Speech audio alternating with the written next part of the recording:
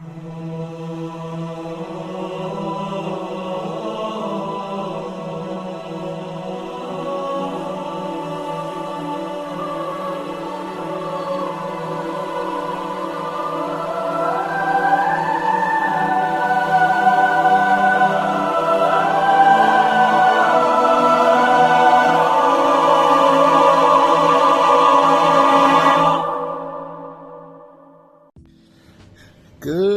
morning, everybody. It is 4 a.m. My name is Gentrics. This is Food for Thought, Thoughts If It Were You. I'm going to continue where I left off with the health-themed study, since it was requested of me. So the thought that came up this time was, what do we do about food intolerances and allergies? Now, the reason I decided to go ahead and cover this topic is because someone asked me this, and plus I have a roommate who is gluten-free. I'm sorry, he's allergic to gluten and can only eat gluten-free stuff. He's not made of gluten-free anything. I have to clarify that because lately I've been saying stuff that have, for whatever reason, don't make any sense logically or when people repeat it. So, moving on with this. Food intolerances and allergies seem to have been increasing lately, but let me ask you this. Is that really the case? Or are we just more aware of all the problems that's going on now with our food, okay? Or how about this one? Are food intolerances just a fashionable way to draw attention to ourselves and, make life more difficult for others? You need to consider this. Now, some people aren't actually allergic, but then there's those others who just say it, And what exactly is the distinction between an intolerance and an allergy? Let's consider that question too, okay? That is the whole point of this channel, is to ask these questions, try to come up with a solution, and figure it out. Defining allergies and intolerances, and while the terms can be considered interchangeable, let me go ahead and give you the definition on all of these, okay? Allergies and intolerances are not the same, first off, okay? A food intolerance is more a delayed reaction to food or substances found in food. It is generally more or less severe and immediate than a food allergy. Symptoms are often limited to digestive issues, although they can also cause skin problems and headaches, okay? I know, because I have a few food intolerances, but I do have a few food allergies as well, all right? A food allergy is a reaction from your immune system that occurs soon after you have eaten or come in contact with certain food, okay? It can happen immediately or after a short time, but is generally not long delayed. The reaction can also be triggered by very small amounts of food. In some cases, simply breathing in dust from the allergen can cause a reaction. And this has happened a couple of times, especially from people who are allergic to peanuts or something like milk. Symptoms can include let me see here. Skin rash, swelling, including in the mouth and throat, which is very uncomfortable, which can block the airway, and nausea. An extreme allergic reaction, known as anaphylactic shock, can occur in some sufferers of food allergies. It affects all body systems and can also be life-threatening. So there's that. I'm going to take a short break now that I've defined those, and we'll be right back.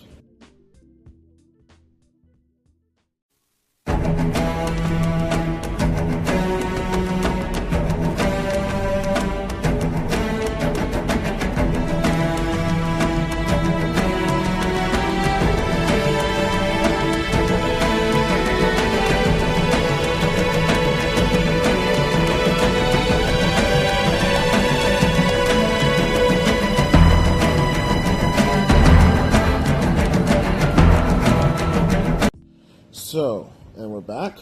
Keeping with the definitions I gave you in the last segment, in other words, allergies are reactions linked to your immune system.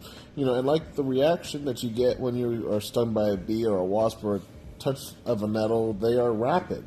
They often result in swelling, which can, if in the mouth or throat, potentially be fatal.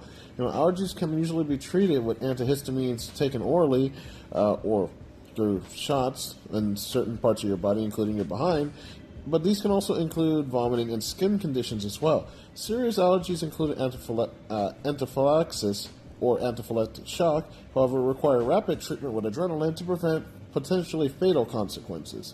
And most people who are severely allergic to something, including food, are aware of their allergy and carry an adrenaline pen, sometimes known as an EpiPen, even after treatment. They should still seek a medical advice as soon as possible after having the allergic reaction regardless, though. Okay, food allergies, on the other hand, are not potentially fatal. Food intolerances. And people with the intolerances can sometimes be unaffected by consuming a small amount of the problem food, but key thing here is a small amount, okay? Intolerances can, however, be extremely uncomfortable, can make people feel quite unwell over a long period of time if undiagnosed, but huge quantities can still make the person sick or cause them to have a major level allergic reaction. So, keep this in mind.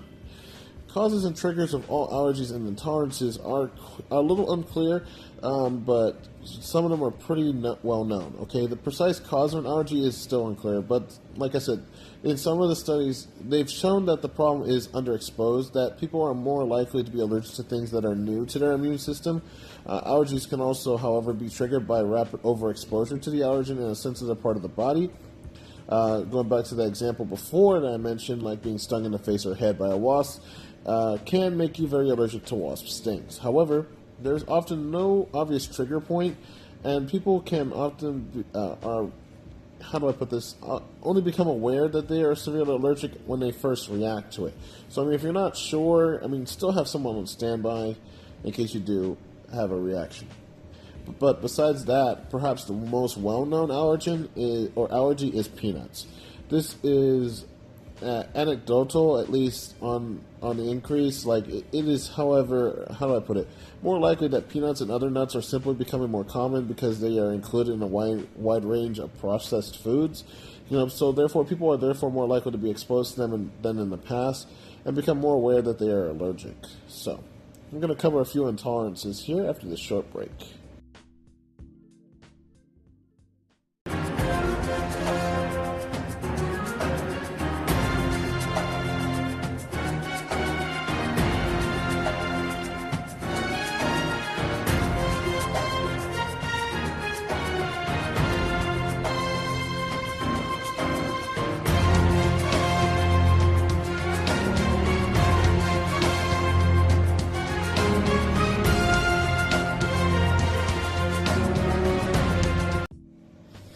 Okay, well, there are several clear potential causes of food intolerances.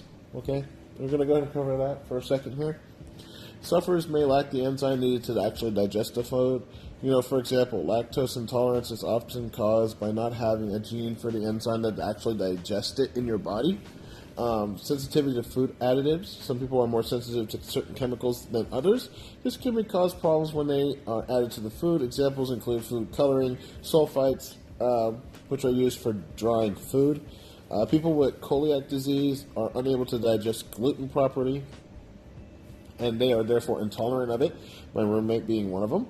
There may also be a psychological factor involving a food intolerance. For example, some people are simply unable to swallow certain foods without any obvious physical cause. Like for me, if I ever deal with raw chicken for whatever reason and that causes salmonella poisoning, even if it doesn't last that long, for a while I will not be able to eat chicken. So, anyway, identifying and managing food allergies. Okay, that's the next topic I'm going to cover. Food allergies are severe enough that identifying their existence is often not very hard. However, identifying the trigger can be more difficult, at least because you cannot risk anaphylactic shock to do so, so there's no point in testing to see if someone's allergic. Here, eat this, see if you're allergic, and if not, we'll give you a shot. That's not nice. Don't do that. The key to treating allergies is often avoidance. So it's important to identify the allergen as early as possible if something does happen. But it doesn't mean take your friend out and test them on every single thing you can find. When it comes to identifying allergens, there are two main tests for allergens. First off, a scratch test, where the skin is exposed to a small amount of the potential allergen to test for a reaction. And the other one is a blood test, which can be used if a skin test isn't appropriate. There are those who have experienced a severe allergic reaction, should therefore they should therefore discuss this with a doctor to have a test for potential allergens as soon as possible. Okay? The test does not identify the allergen, but also gives an idea of the intensity of the reaction when the reaction is very severe. You may need to do a little more than simply avoiding the food. at all. Okay, for example, it may be necessary to ask schools or workplaces to ensure that they are nut-free of whatever it is for the safety of the particular individual, so you can make sure they have all they need, especially when they're flying. All right.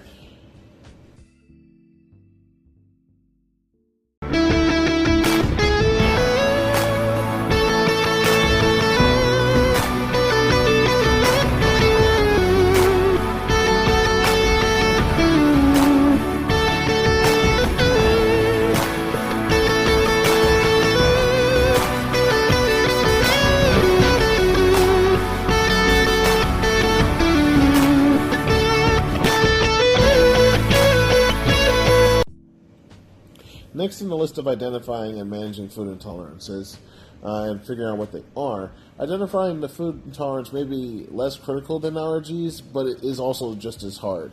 There is unlikely to be an immune reaction involved, and therefore there are few, if any, definitive tests for this. I mean, there are two main ways to identify the triggers, but, and one of them is using food diaries and removing and replacing certain foods. The most usual approach is likely to involve both, okay? So when using a food diary to identify the potential triggers, first off, let me go ahead and add a warning before I go any further.